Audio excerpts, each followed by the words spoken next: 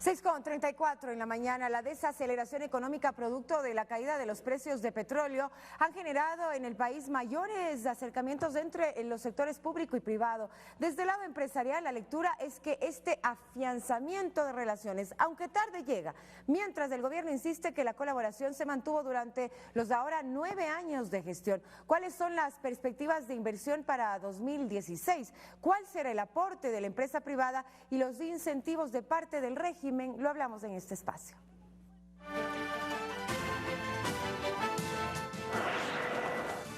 Santiago León, viceministro de la Producción. 5 años. Señor viceministro, buenos días, bienvenido a este espacio. Precisamente uno de los afianzamientos que se ha dado entre el sector público y privado tiene que ver a raíz de la aprobación de la ley de incentivos para asociaciones público-privadas, denominadas APP, aprobadas en diciembre pasado. ¿Cómo esto contribuirá precisamente a mejorar la economía en tiempos difíciles? Bienvenido. Bueno, muchísimas gracias por la invitación. Un cordial saludo a todos los amigos televidentes. Efectivamente, el gobierno se ha preocupado por desarrollar instrumentos que permitan que la inversión no pare y sobre todo inversión en proyectos de interés general. Y justamente en este marco es que la ley de asociación público-privada es una buena noticia para los inversionistas. ¿Por qué? Pensemos en proyectos de interés general, los cuales no solo que son de interés general, sino que además tienen su rentabilidad. Entonces, ¿por qué no pensar que venga un inversionista privado, haga la obra, construya la obra, evidentemente tenga una rentabilidad producto de su esfuerzo, de su inversión, de su tiempo, de su conocimiento en la operación, pero que a su vez también se esté dando un servicio? Ejemplo sencillo, vivienda social. En el Ecuador existe una gran cantidad de demanda todavía de vivienda social, existen los créditos del IES, sin embargo falta un poco la oferta. Entonces, ¿por qué no pensar en un proyecto en conjunto en el cual el Estado, por ejemplo, pone el terreno y viene un inversionista privado y construye las viviendas y las vende? Evidentemente va a tener una rentabilidad de esas ventas y a su vez el Estado cumple con el objetivo de otorgar vivienda y lo más importante, los ciudadanos tienen acceso a esta vivienda. Esto lo pongo simplemente como un ejemplo. Ahora, ¿cuáles son los beneficios de entrar en este tipo de asociación público-privada? Bueno, hay beneficios muy claros. Primero, el no pago del impuesto a la renta durante los primeros 10 años, una vez que empiecen los ingresos gravables. El segundo beneficio es una exoneración total del impuesto a la salida de divisas, tanto para el rendimiento como para la inversión que se haga una vez que estos capitales regresen a su origen. Adicional a eso, se le da todo el tratamiento que tiene una empresa pública o institución del Estado respecto a la exoneración de todos los impuestos arancelarios, IVA de importaciones, ICE, etcétera. Y finalmente se otorga estabilidad jurídica en los aspectos más importantes del proyecto. Entonces, en este contexto realmente, insisto, hay grandes proyectos en el Ecuador. Creo que el Ecuador está repleto de oportunidades y con este instrumento va a ser mucho más fácil aprovecharlas. Viceministro, ¿cómo saber exactamente cuáles son las oportunidades que pueden tener los empresarios tanto del Ecuador como extranjeros que quieren venir a invertir en nuestro país? Se habla de obra pública nueva y obra pública también existente. ¿En dónde se puede ver esta gama de oportunidades para que puedan escoger dependiendo también de cuáles son las habilidades y la experticia que tienen? Por supuesto, bueno, hay un montón de proyectos. Quizás la carretera también es un buen ejemplo. Ahí hay dos opciones. Una opción es que pueda existir alguna necesidad no cubierta, alguna carretera que no hay absolutamente nada, y ahí viene el inversionista privado y se encarga de toda la construcción, puede tener su rentabilidad quizás cobrando un peaje, quizás también haciéndose cargo de la publicidad que se puede hacer en la carretera, de las estaciones de servicio, etcétera. Esa es una opción, pero también hay opciones en las cuales la carretera ya existe, sin embargo no se ha dado mantenimiento por haber circunstancia, necesita una inversión adicional, necesita una ampliación, que de igual manera se podría cobrar con un peaje. Entonces ahí también es una obra ya existente que viene el Estado a operar, o quizás alguna empresa del Estado también. ¿Por qué no pensar en un CNT, solo por poner un ejemplo? Quizás CNT está funcionando bien, sin embargo puede venir un inversionista privado, no compra, quizás eso es importante aclarar porque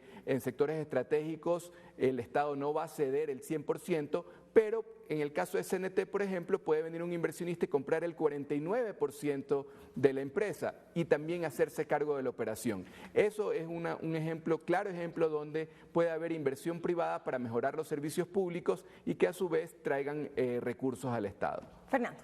Ministro, perdón, subsecretario, pero ¿por qué esta necesidad obligatoria de constituir una empresa nueva cuando hay empresas en el país que operan, que le han apostado a la diversificación de sus productos y al cambio de matriz productiva? Bueno, recordemos que existen otros instrumentos. Por ejemplo, el Código de la Producción es un instrumento bastante claro con incentivos también a las inversiones nuevas y eso se está dando. Solo lo pongo como ejemplo.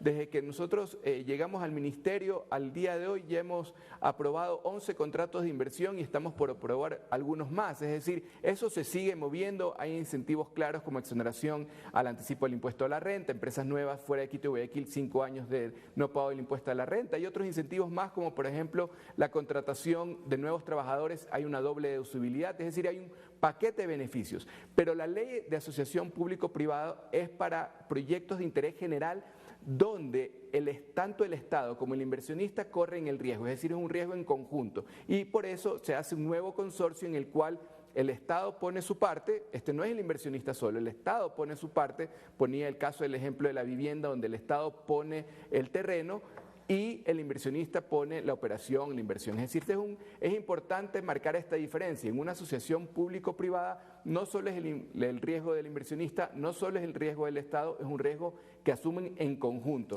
a diferencia de las inversiones privadas. Le pongo otro ejemplo adicional. Hay gran interés, de hecho ya interés en firme, de inversionistas privados extranjeros que quieren hacerse cargo de los puertos, tanto el de Manta como el de Pozorja como el de Puerto de Bolívar. Ahí voy. Usted mencionaba, por ejemplo, las carreteras. Sin embargo, las carreteras, las vías del país que aún siguen concesionadas desde la época del fenómeno del Niño anterior, de la época de Corpecuador, son a lo mejor las peores vías del país, las que en peor estado están. Entonces, ¿qué garantiza que en esta mecánica la situación cambie? Bueno, digamos, el modelo en este caso es diferente. Obviamente en concesión, si hay cosas que revisar, habrá que revisarlas, si hay que tomar medidas correctivas, hay que tomar medidas correctivas. Eso es un tema realmente aparte.